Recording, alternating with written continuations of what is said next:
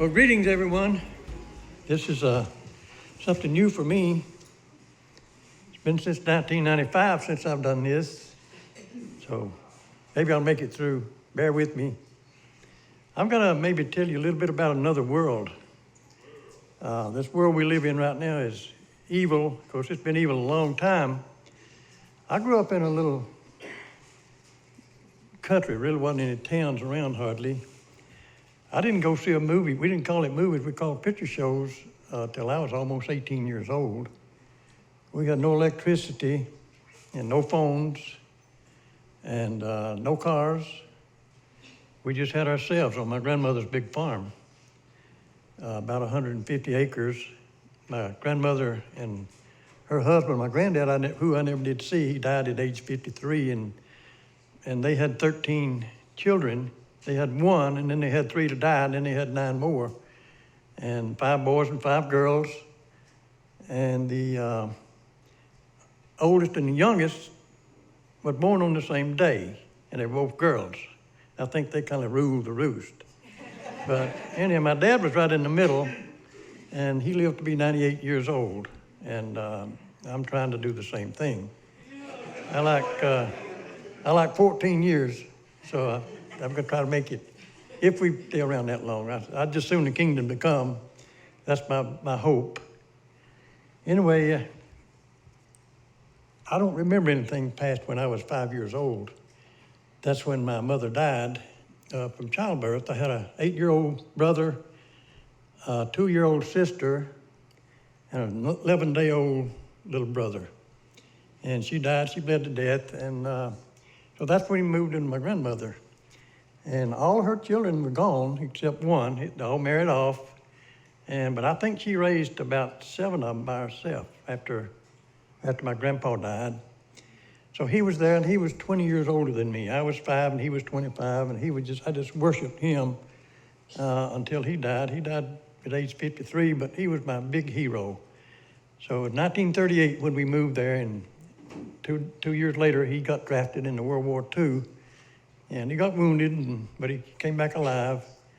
And so anyway, I want to tell you just a little bit about living on a farm when you're little. Maybe you younger people, I'm sure, hadn't heard some of the things I'm going to tell you. I posted a little thing on Facebook not too long ago about picking cotton. And I may go through that again. It's pretty tough. But anyhow, when you get 6 or 7 years old back then, you were expected to go to work and on the farm. When I was about 7, is when I started plowing. When you're just 6, you just kind of help. You're just training. You don't know what to do hardly. But my dad said since I was about 4 years old, I wanted to do everything. Just ask a question, just worried him to death nearly. But anyhow, when you're 7 and 8 and 9 years old, you're expected to do what a man does. And no questions asked. You didn't have any choice. You didn't given no options. So when they sent you to work, you just worked, and that was it. And but that's just the way it was. It didn't make us mad. That's what everybody did. There was not a store with about 1.5 miles off. But anyhow, when we moved in there, she was 65 years old and still had that one left. But she is where I got. The reason I'm telling you this is her, my grandmother. She was just the sweetest woman you ever saw. She always had a positive outlook on everything. And that's where I got what I got. She kept us about 8 years, I think it was, 7.5 or 8 years. My dad finally remarried, and he married a lady that had 3 girls, and I'd known them with the same neighborhood, basically. And I'm going to tell you, kind of skip a little bit now, and I'll tell you the cotton picking in a little bit. I want everybody to hear it, just know what I went through. He married a lady that had a half-sister in Kentucky.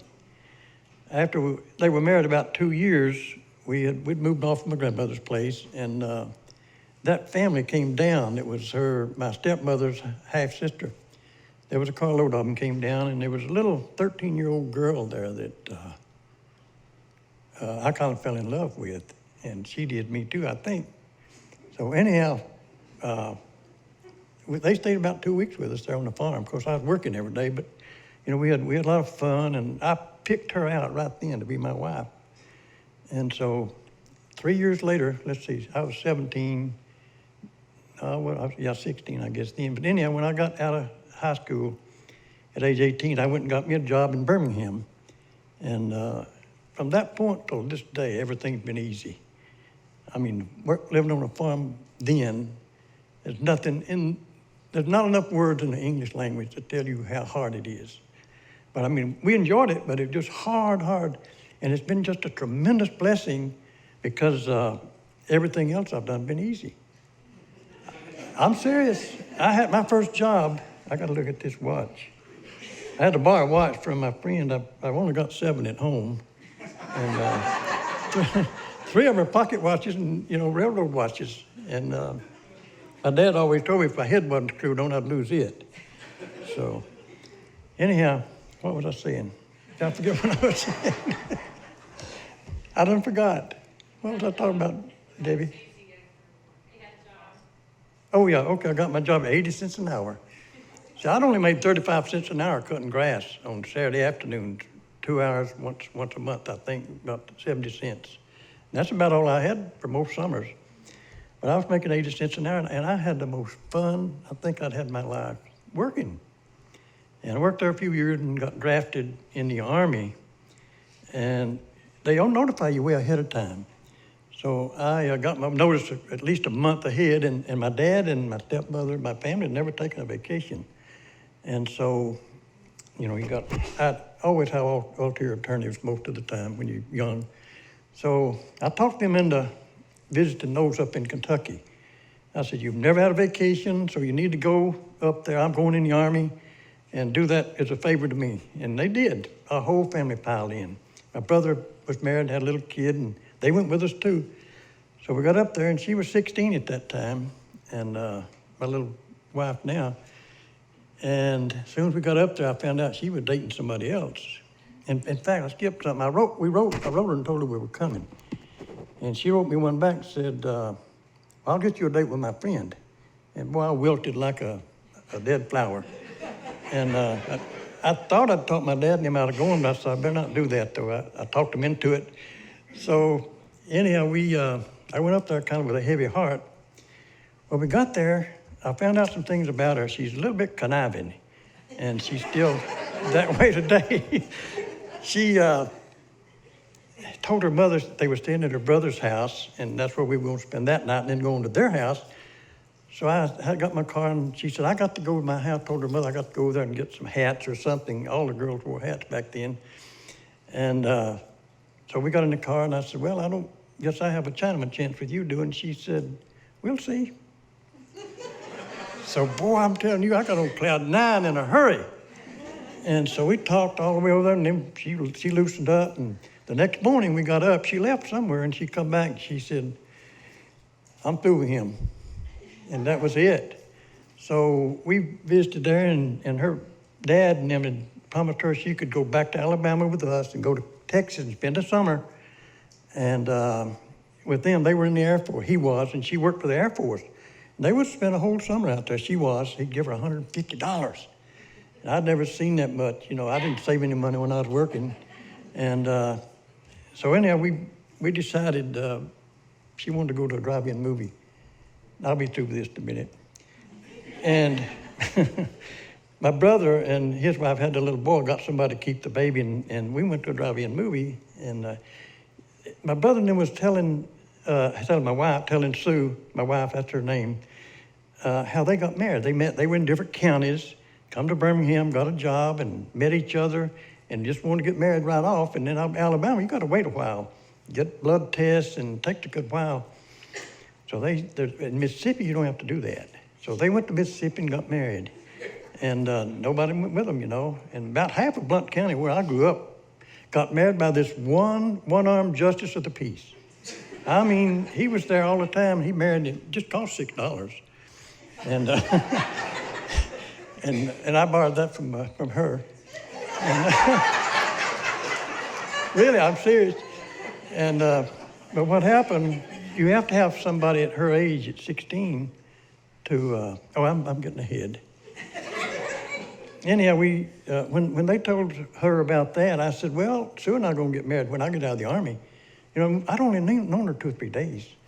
And we laughed about it. Everybody just laughed about it. So we got home the next morning. I got up and I was sitting on the porch, and she brought me a cup of coffee out there, and she sat down, and I said, "What's on your mind?" I could tell something was bugging her, and she said, "Did you mean what you said last night?" And I said, "Probably what we talked about a lot. I mean it all, I think."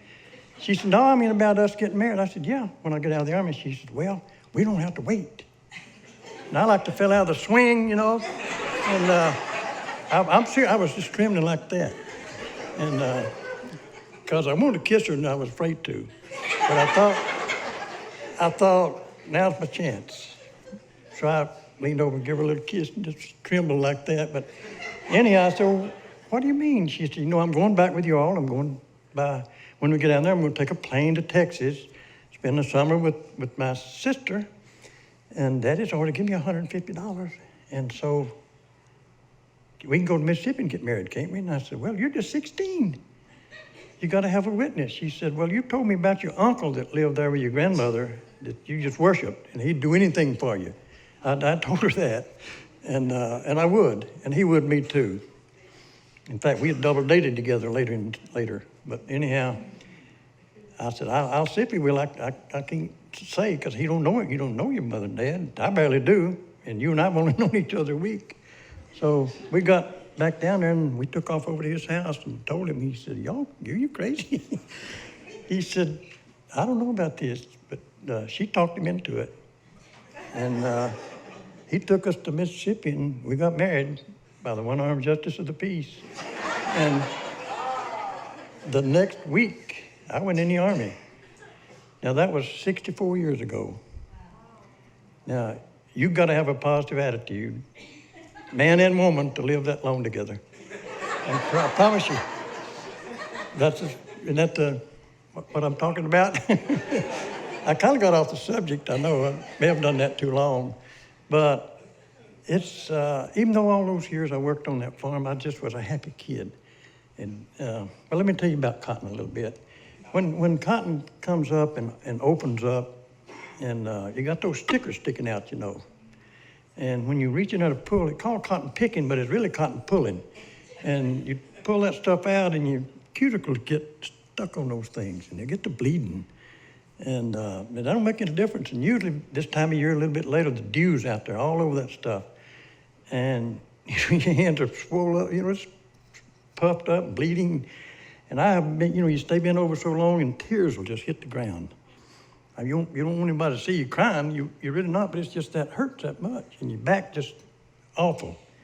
And till this day, I've had back trouble. In fact, my whole family. My older brother, he had 3 back operations. My younger brothers had 2. One of my stepsisters had 4. And I haven't had any, and not going to have any. But I was in the hospital in 2012. I got one morning, I couldn't get out of bed and didn't know why. It felt like I moved, my whole guts were coming out. So I went 24 hours that way, so I finally told my wife to go call somebody to take me to the hospital. This was in 2012, and take me down to VA. And she did, so they took me down there and examined me and did some MRIs on my back and that sort of thing. And make it short, they diagnosed me with spinal stenosis, and I didn't know what that meant. Your spine is all one part except this top vertebrae floats, but the rest of it's all the same. Well, those first 4 or 5 vertebrae down there all jammed together, and there's no discs in between them. So I stayed in that bed in that VA hospital 3 nights and 3 days. Every time I'd move, it just felt like my whole insides were coming out. And the nurses down there at that time were domestic home problems is what they were interested in. It just was no help at all. But the 3rd day was a Sabbath. And so I called a nurse. I said, I may kill myself, but I'm getting out of this thing. Get me a walker. So she did. And, of course, I prayed the whole time. And I thank Father for making provision for me. It's up to me to live up to it and to believe His word and not get discouraged. And I wouldn't let any of my family come down. I wouldn't let my grandchildren see that somebody that big a mess. Because it's so, when they grab me, you just make all kind of stuff. But anyhow, they sent me home with a wheelchair, potty, all these things that they thought I would probably not walk. But anyhow, I got in the bed, and believe it or not, I got up the next morning, and I was hurting a lot, but I used a walker 2 days, and then I got the walking stick for about 3 days, and then I got my golf clubs out, and I played golf ever since. Okay. Now, I was going to read some stuff I looked up about from the government records about being depressed and not being positive and that sort of thing. But it was just so overwhelming, I couldn't do it all. I couldn't read it all. It'd take hours probably. I want to just read a little bit. And on the, this is 2015, it's estimated, this is the government figures now, 16 million adults age 18 in the United States of one major depressive episode. And that means a week or two being badly depressed. And I'm just going to kind of skip over two and just, from 1999 to 1915, 15 years, the suicide rate in the United States has raised 24%. So it just keeps going up. And the suicide among males, now this just blew me away nearly. Well, it shouldn't have, but it remains approximately 4 times as many men commit suicide as women do. So it's a big difference, just a shame. But anyhow, I don't want to read all that stuff. And because we've had enough bad news, and with all these hurricanes and what's going on with North Korea. See, I was in the Korean War. And by the way, I'll go back one little time. I went in on July the 14th. The war was over on the 24th. So evidently, they heard I was coming. A farm boy that'd been through it all. I went through that basic training. It was awful, but it was nothing like being on the farm. If y'all ever heard of a man named J. Paul Getty? Yeah, most everybody has an oil man, rich man.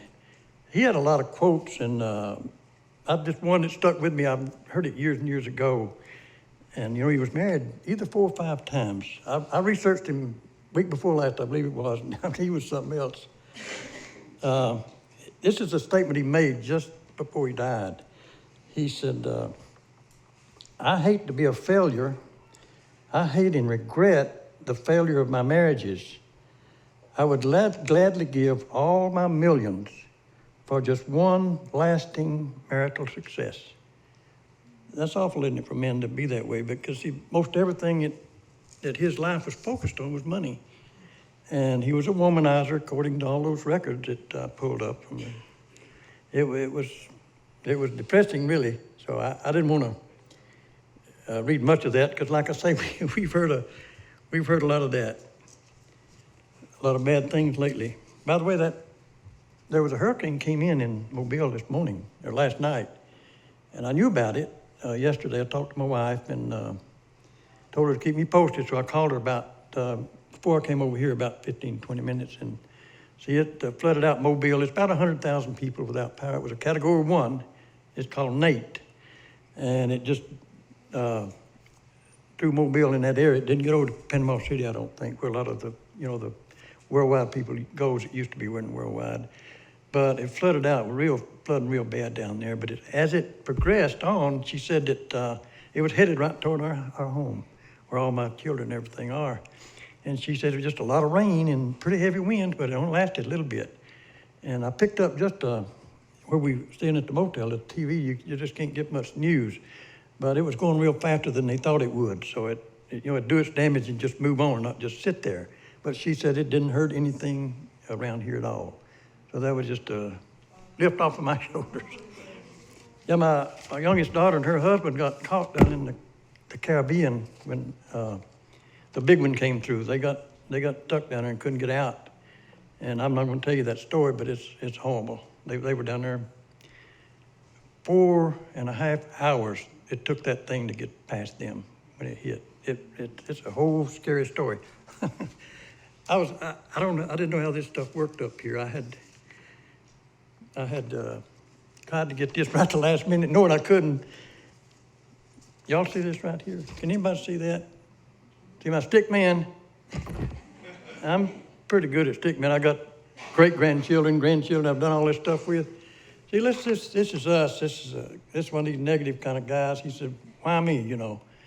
And all I've been thinking about stuff like that, and that's the world, and he's standing here in this cow pasture, and you see what he's stepping in there? It's a bunch of mess, isn't it? I've been in a bunch of those, but you know, no matter if you're negative, positive, or what, it's still going to be a mess everywhere you go. And these people that change jobs and things, they say, I want to go get a better job. They all got the same mess. And here's the thing. Keep your eyes up here. And you know what you can do? You can walk through that mess, just kick it off. Never even think, don't give it a second thought. Just stay positive about it. And anyhow, I was going to put that up here on the board so everybody could see it. I want to read a scripture here in Philippians 4:8. And I think if people would just do this, it would really help out in keeping a positive attitude. It says, finally, brethren, whatsoever things are true, whatsoever things are honest, whatsoever things are just, whatsoever things are pure, whatsoever things are lovely, whatsoever things are good report, if there be any virtue and if there be any praise, think on these things. So we keep our minds stayed on Almighty Yahweh, we'll be okay. We really will be. I got to keep my time here, Brother Steve. I want to ask you if you've ever heard of this lady here. She was a blues singer. Her name was Pearl Bailey. Some of you people don't know that. Well, she was one of my favorite blues singers. She had her own radio show, TV show and all this, and I loved to hear her sing. She finally got off of that and went to Las Vegas, and she was one of those big places out there where they, people are there around the clock and everything. And she had like 3 shows a day and night that she did for years. After about 2 years, she'd been singing. She'd do those 3, had about 6 songs, I think, in each one or more. And then she got sick, and she got to feeling bad. She got where she couldn't even walk hardly, and she couldn't show up for shows and about to lose her business. So she'd gone to a lot of doctors, and they couldn't find out what was wrong. So she went to a psychiatrist, and after 2 or 3 times, he said, look, bring me your repertoire of songs, and I want to see what you're singing, what you're saying, because, the words you sing have a big effect on you. The Bible is saturated with that. So she brought it to him, said, bring me the ones that you sing on all the time, nearly. And one of those songs was I'm Tired. I'd heard her sing it many times. And he said, you need to get that out of your group. Just take it out. In fact, 3 or 4 he took out. Don't ever sing songs like that again. And she changed. I heard some of her songs. She would change songs, even those blues songs. But it's just like, the words that we speak have a tremendous effect on our whole lives. Back in Numbers, I use my notes anyway. I'm going to do this, then I'll be through. Back in Numbers 13, when Moses sent the spies out to spy out the land with milk and honey. Well, in verse 2, he says, go spy out the land that I give you. Actually, it was their land right then. All they had to do was take it. So they went out, and when they came back, so about 10 of them come in just a bawling and squalling, so to speak, and they were carrying this big batch of grapes, and it was a milk, they said, it's the land of milk and honey. It swallows up the people that's in it. But they said, he said, the giants, they're all over the place, and they see us as grasshoppers, and we see our own selves as grasshoppers, and we're not able to go. Caleb stood up and said, we're well able to go. And see, he was quoting what Yahweh had already said. He'd already gave it to them. It was theirs. He'd already taken it. And there's so many things. Anytime that I get sick, or I get depressed, I remember that back there. The words that I say. I don't believe we should go around dying like a calf in a hailstorm. just because you get sick and something bad happens. Because I just think the Father, like when I was laying in the bed in the VA hospital down there, and by the way, I laid in the bed in the Army for nearly 4 months one time with 10 pounds of weight off my neck. But I didn't know what I know now, but I did in 2012. I never asked him to heal me. I thanked him all the time for making a provision for it. And so that's the way I do. If something like that happens, I just pray his word back to him, whatever he says. I go to Psalm 103, verse 3. I go to Isaiah 53, 5, Matthew 8, 16, 17, 1 Peter 2, 24. And that's promises. It's just awesome. I know in my heart, and me and my wife has had 2 life-threatening things to happen that's what I used. And it works. So I'm going to turn it back over to Brother Steve. You just make it so easy. I really appreciate what you do. May Yahweh bless everyone.